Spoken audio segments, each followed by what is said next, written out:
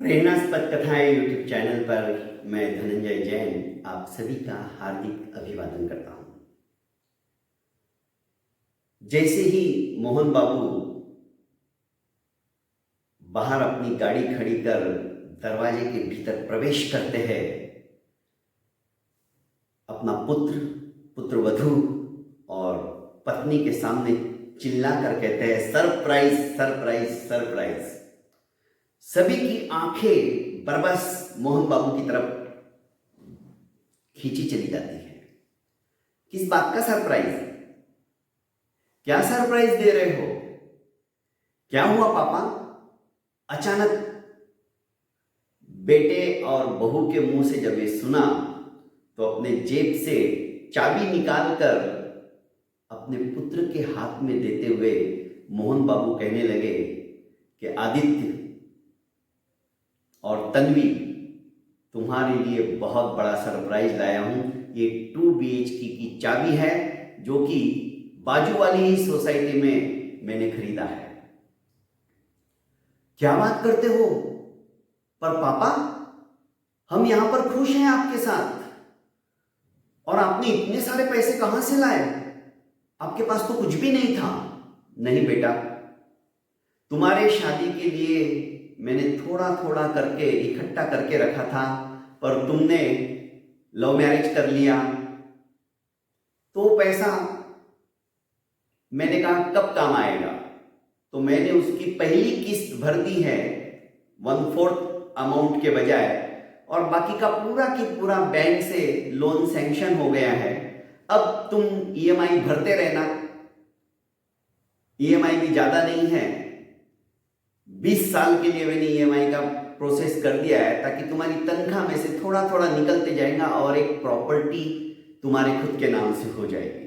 पर पापा, हर एक माँ बाप की इच्छा होती है कि उसके बेटे बुढ़ापे में उसके साथ रहे, और आप उल्टा हमें आपसे अलग कर रहे हो। कि नहीं बेटा, ऐसी बात नहीं है, और मैं कौन सा दूर हूं, बगल की तो सोसाइटी में हम लोग, पर तुम वहां पर रहो, वहां खुश रहोगे, तुम्हारी अपनी जिंदगी रहेगी। हम क्या, हम दोनों यहां आराम से रहेंगे। आदित्य और तन्वी देखते ही रह गए। बड़ी मुश्किल से उन्होंने आदित्य और तन्वी को समझा दिया कि तुम्हें अब वहीं रहना है और उसका EMI भी तुम्हें ही देना है। 4-5 दिन के बाद सामान शिफ्टिंग हो गया तो धर्मपत्नी अरुणा ने कहा, मोहन जी, एक बात बताइए, आपने ऐसा क्यों किया?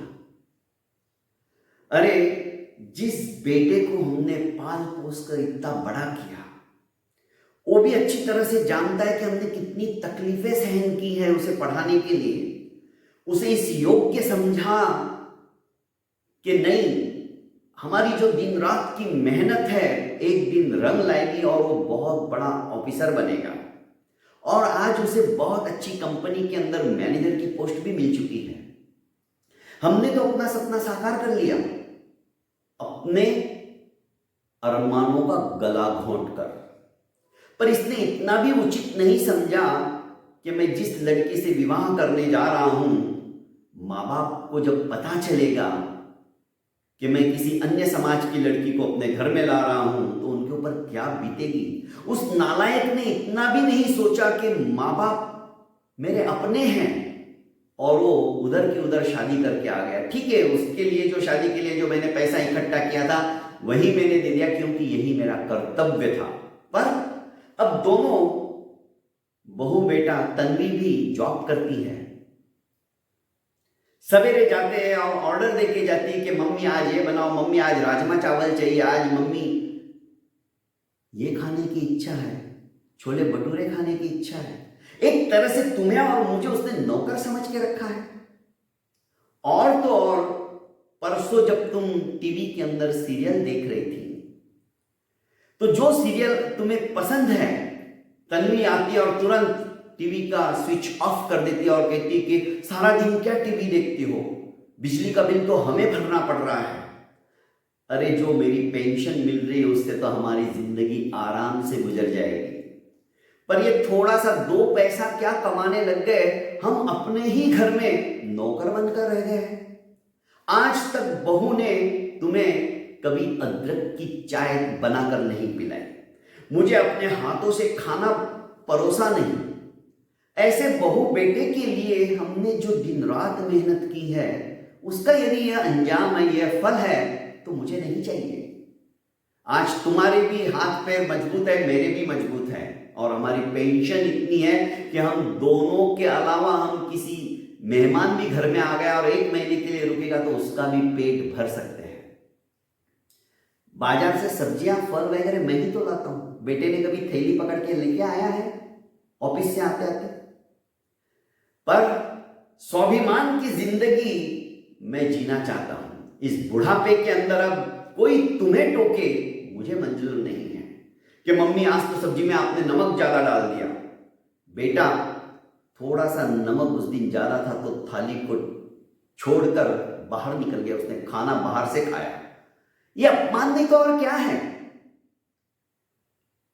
मोहन जी की बात सुनकर हंसने लगी और कहने लगी कि सचमुच में आप मेरा कितना ख्याल रखते हो।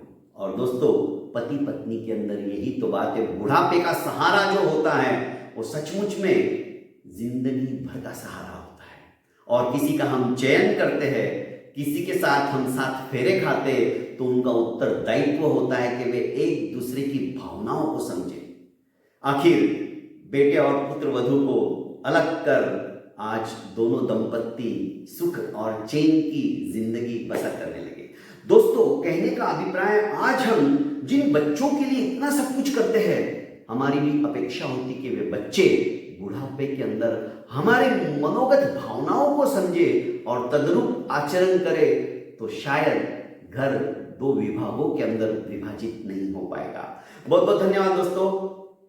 छोटी सी कहानी डीजे की जुबानी, मेरी कहानियां यदि आपको सचमुच में अच्छी लगती है तो इसे लाइक कीजिए, सब्सक्राइब कीजिए और कमेंट बॉक्स में अपना मत जरूर टाइप करके लिखिएगा, ताकि मुझे ज्यादा से ज्यादा प्रेरणा मिले और मैं नित्य नई कहानी आपके सामने प्रस्तुत करूं। बहुत बहुत धन्यवाद।